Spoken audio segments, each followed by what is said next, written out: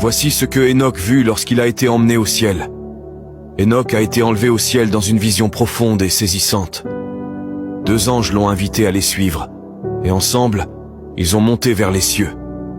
Leur premier arrêt fut dans un endroit de nuages, ce que l'on appelle le premier ciel. Mais le voyage de Enoch ne s'est pas arrêté là. Ils ont poursuivi leur route et ont pénétré dans un endroit sombre et sinistre, un lieu où les âmes enchaînées gémissaient dans une douleur profonde. Ce 2e ciel abrite les anges déchus, ceux qui ont défié Dieu et qui, depuis leur rébellion, attendent leur jugement. Au 3e ciel, Enoch découvre un équilibre parfait entre ciel et enfer. Mais ce n'est qu'au 4e ciel qu'il rencontre la magnificence des astres, la lune et le soleil, chacun suivant son rôle divin. Le 5e ciel révèle des êtres gigantesques appelés Grégorians, pris dans une tristesse infinie. Ce sont des Anunnaki, venus sur Terre, emprisonnés par leurs propres péchés. Ils attendent leur jugement aux côtés de leurs princes déchus.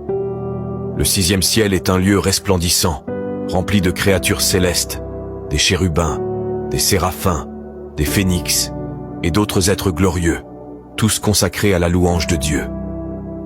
Dans le 7e ciel, Enoch a vu des anges dotés de nombreux yeux, des êtres mystiques dont la vision englobe toute la création. Le 8e ciel régit les saisons et les changements cosmiques, tandis que le 9e ciel est un domaine où la poussière des étoiles et des galaxies se mêle dans une beauté infinie. Mais le 10e ciel, le plus sacré de tous, est le trône de Dieu lui-même. Là, Enoch s'est retrouvé face à face avec la majesté divine.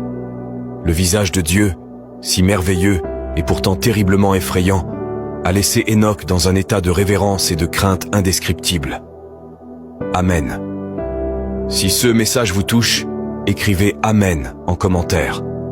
Partagez cette vidéo avec vos amis pour les bénir. Et souvenez-vous, chaque ciel nous rappelle la grandeur infinie de Dieu. Que Dieu vous bénisse.